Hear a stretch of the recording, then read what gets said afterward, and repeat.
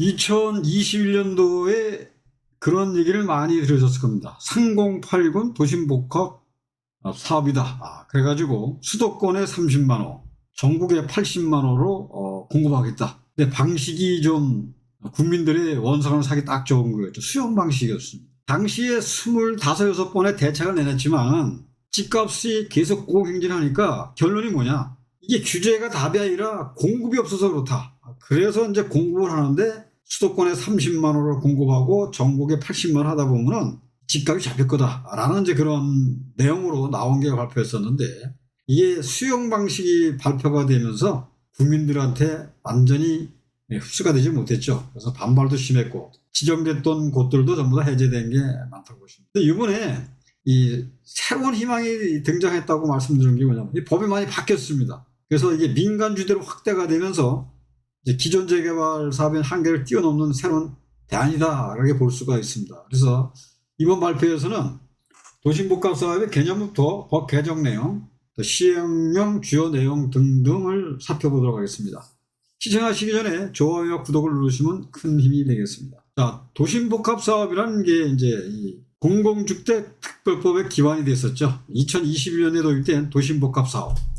그래서 공공주택 특별법을 기반하는 도시 재개발 방식인데, 기존의 이제 도정법과 빈소법에 대한 특례법과는 다른 접근 방식을 취했었습니다. 이제 공공이 주도하다 보니까 기존 민간 사업과 달리 SH나 LH 등 공공기관이 주도하는 방식인데, 이는 이제 수용 및 보상 방식이죠. 일단 수용해서 보상하는데, 그러니까 쉽게 얘기해서 우리가 도정법으로 가면 조합원이라는 어떤 프레임이 붙지 않습니까? 이건 일단 수용했다가 보니까 1주택이네, 현금 청산, 뭐 이렇게 무주택자, 뭐 이런 이 규정되다 보니까 국민들이 사실 반발할 수밖에 없었죠. 그 다음에 2월 4일 날 발표가 되면서 또 2월 5일부터 집을 사면 현금 청산이다. 그런데 거기에 대해서 또 2021년 6월 29일 날 상임위 통과하면서 29일 이후에 집을 사는 사람은 이제 현금 청산이다. 그럼 뭐 사실 뭐 그거나 이거나 똑같은 거 아니겠습니까? 그래서 사실 진행 자체가 힘들다고 봐야 되죠. 그래서 이 주민들이 이제 이 반발을 불러키는 이제 원인이 됐었는데, 최근에 이제 법 개정을 통해서 토지 등 소유자가 이제 신탁사, 리츠 등도 만들어가지고 민간이 주도할 수 있는 관리 처분 방식으로 들어갔다는 얘기죠. 그래서 토지 등 소유자의 의견을 더 쉽게 반영하고 이제 기존 인센티브를 유지하는 조건을 완화하는 방향으로 발전했다. 이렇게 보면은 또 그에 따른 또 인센티브도 많이 주어졌습니다. 자, 민간 도심 복합 사업의 장점인데요. 토지 등 소유자의 의견을 이제 반영해줘서 이제 더 쉽게 반영할 수 있는 구조를 가지게 되어 있습니다. 이제 이는 기존의 공공주도 방식에서 발생했던 주민들 반발을 줄이는데 큰 도움이 됐다고 봐야죠. 그래서 수용 방식에서 이제 이 민간이랑 관리 처분 방식을 했다는 얘기죠. 또 기존 도심 복합 사업의 인센티브 그대로 유지한다는 얘기죠. 그래서 유지하면서도 이제 사업 조건이 완화가 됐으니까 이거는 사업의 경쟁성을 높이고 참여자들에게 이제 많은 혜택을 제공해야 된다는 얘기죠. 사실 뭐 이게 수용 방식이라는 건 옛날 진짜 뭐 이 개발도상국 시대 얘기 아니겠습니까? 네, 특히 강남권에 이제 노후도가 이제 미충족됐다던가 지역의 새로운 대안을 제시함으로써 기존에 이제 재개발이 어려웠던 이제 지역의 사업 추진이 이제 가능해졌다. 이게 이제 도시 재생의 범위를 넓히는 중요한 변화라고 말씀드릴 수가 있을 것 같습니다. 자, 법 개정 주요 내용입니다. 이제 규제를 완화시켰다지만 완전히 100% 풀었다는 볼 수는 없죠. 그래서 무주택자에게는 이제 일회 거래를 허용한다는 얘기죠. 그다음에 또 전자사기 피해를 구제하는 등 거래 규제가 완화되었고, 실수요자의 주택 구매 기회를 확대하고 피해자 보호를 이 방향으로 가는 이제 변화를 줬다. 이렇게 그런 방식을 도입했다고 있고요. 그러니까 낮은 동의율로도 민간 사업이 가능한 이제 주민 이제 제한 방식이 도입되었다. 이는 이제 사업 추진에 이제 문턱을 낮췄다는 얘기죠. 그러니까 더 많은 지역에서 재개발이 가능하도록 했다. 그리고 또 조합 설립 동의율도 이제 완화시켰습니다. 그래서 토지 등 소유자 67%, 토지 면적의 50% 이상 동의만으로도 조합 설립이 가능하도록 되었습니다. 사실 이게 토지 등 소유자가 3분의 2가 된다 그러면 사실 그것도 만만치가 않죠. 근데 이게 토지 면적의 이제 50% 이게 진짜 상당히 획기적인 겁니다. 그러면 예를 들어서 이 역세권이나 이렇게 위치 좋은 데는 찬성하시는 분들이 동의율이 다세대 주택에 있는 분들이 이제 이 동의를 많이 하죠. 근데 기존에 상가라든가 넓은 단독주를 가진 분들은 이제 거기에 대해서 한다 그러면 동의율은 80%가 나왔는데도 토지 면적이 3분의 2가 안 나온다는 얘기입니다. 근데 여기에서는 토지등 소유도 67%고 토지 면적도 50% 이상 동의율도 조합설 가능한다는 것은 상당히 완화시킨 거다. 그래서 이전보다 사업 추진이 굉장히 용이해진 것이 하나의 큰 특징이라고 볼 수가 있겠습니다. 또 기존의 수용 방식에서 관리 처분 방식보다 전환이 됐거든요. 그러면 이게 이제 토지등 소유자의 이제 권리를 더 보호하고 또 사업성의 투명성을 이기는데 기여한다고 볼 수가 있겠습니다. 그래서 이 도심 복합이 사실 이 지탄을 많이 받았는데 지금은 또 굉장히 환영하는 분위기로 이제 볼 수가 있겠습니다. 자, 시행령 이제 주요 내용은 이제 도심 복합 혁신지구 지정 조건이죠. 그래서 성장 거점형. 그래서 도심, 부도심, 생활권 중심지 위치에서 환승역 500m 이내에 있어야 하고 또 5,000제곱미터 이상의 면적을 갖추면은 도심의 핵심 지역을 중심한 개발을 특정 조건이라고 보시고 그다음에 주거 중심형. 역세권의 500m 이내에 과반이 포함되는 중공업체 위치해야 됩니다. 그래서 20년 이상 노후된 건축물이 40% 이상을 차지하고 5,000제곱미터 이상이면은 면적을 갖춰야 되고 이거 주거환경 개선에 초점을 맞춘 건데 이게 노후 건축물 40%면 이것도 상당히 낮춰준 거죠. 지금 역세권 도시정면 재개발은 이게 또 2024년도 6월 30일자로 바뀌었죠. 이 노후 건축물이 60% 올랐습니다. 이게 그러면 이제 웬만한 데는 못한다는 얘기지 않습니까? 근데 이거는 주거 중심형인데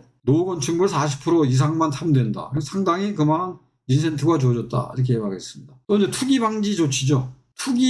투기발 지구 지정 및 토지가 허가 구역을 포함하죠. 그러니까 부동산 가격 안정을 위한 조치가 포함되어 있다. 그러니까 이는 사업 추진 과정에서 발생할 수 있는 부동산 투기를 방지하는 하나의 장치다. 근데 이게 먼저의 어떤 그런 규제보다는 완화되었다 이렇게 볼 수가 있습니다. 그렇다고 이게 전혀 그렇다고 이렇게 도정법처럼 이렇게 풀 수는 없지 않습니까? 그래서 이는 지구 지정 조건이 굉장히 완화됐고 규제도 많이 줄었다 이렇게 볼 수가 있을 것 같습니다.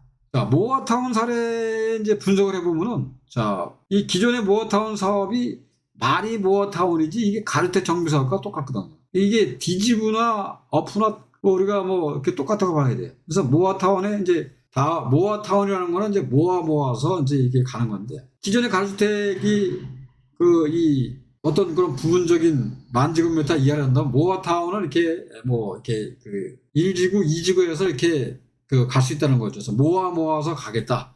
거기에는 이제 소규모 재개발도 있고 또 소규모 재건축도 있고 그렇게 해서 간다 그래서 주민들한테 종상향을 줬죠. 종상향을 줘서 이 가주택 정비 사업보다는 됐는데 그래도 여기에 대해서는 상당히 그런 모기가 쉽지가 않았죠. 그래서 조합 설비연 토지 등이 이 67%, 이 50%를 이제 이게 확보하는 게 이제 핵심 과제인데 주민 설명이라든가 개별 등 다양한 노력이 필요하죠. 그래서 노어에 비하면 상당히 규제가 완화된 거다. 또 충분한 사업성을 확보해서 주민들에게 실질적인 이익을 제공할 수 있었고 또 용적률 인센티브를 줍니다. 중공업체 같은 데는 상당히 높여줘가지고 건축 규제 완화 등을 최대 활용해서 사업성을 높이는 방안을 이제 모색해야 되고 또 이제 이 과제들 같은 거 해결하면 이제 민간 도심 복합 사업의 성공적인 모델이 될 수 있는데 강남권 다른 지역 재개발에도 긍정적인 영향을 미칠 것으로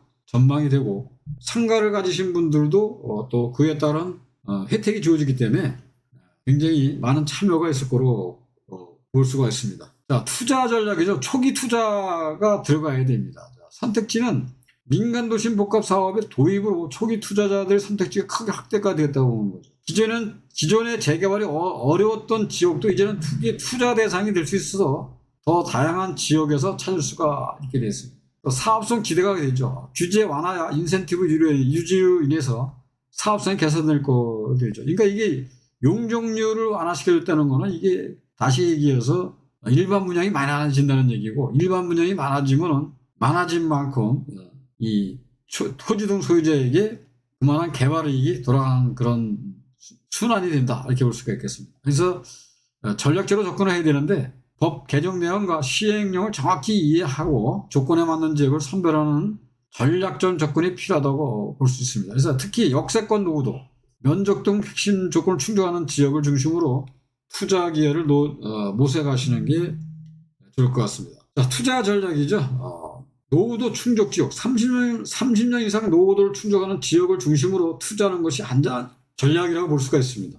이러한 지역은 재개발 필요성이 높아지는데 조합 동의율이라든가 또 30년 이상 또 노후도가 또 뭐 60% 올라간다든가 뭐 이런 게 있기 때문에 굉장히 힘들었는데 그런 데가 이제 지금 개발이 될 수 있다라고 이제 볼 수가 있습니다. 또 아직 프리미엄이 낮은 이제 지역을 선택하여서 향후 가치 상승의 가능성을 노리는 전략도 효과적으로 보겠습니다. 그래서 초기 단계 지역일수록 진입 비용이 낮고 또 수익 전진이 높다고 보겠습니다. 또 투기 방지 조치 확인이죠. 그래서 투기과열 지구 지정 및 토지거래 허가구역 포함 여부를 반드시 확인해야 됩니다. 그래서 이러한 규제는 단기적인 그러니까 투자 수익에 영향을 줄 수가 있는데 대신 또 이 동의율이 나와서 사업이 빨리빨리 진행된다 그러면은 또 사업 기간이 단축됨으로써 이러한 것은 또 서로가 상쇄가 될 거라 이렇게 볼 수가 있습니다. 자, 그렇지만 복잡한 법규와 조건을 정확히 하기 위해서 부동산 전문가와 자문을 받는 것이 중요하다고 봅니다. 그래서 전문적인 조언은 투자 리스크를 줄이는데 커다란 도움이 된다고 볼 수 있겠습니다. 자, 오늘은 도심복합 사업이 이렇게 달라진다는 그러한 내용으로 오늘 여러분에게 브리핑을 해드렸습니다. 영상이 도움이 되셨다면 좋아요, 구독을 눌러주십시오. 큰 도움이 되겠습니다.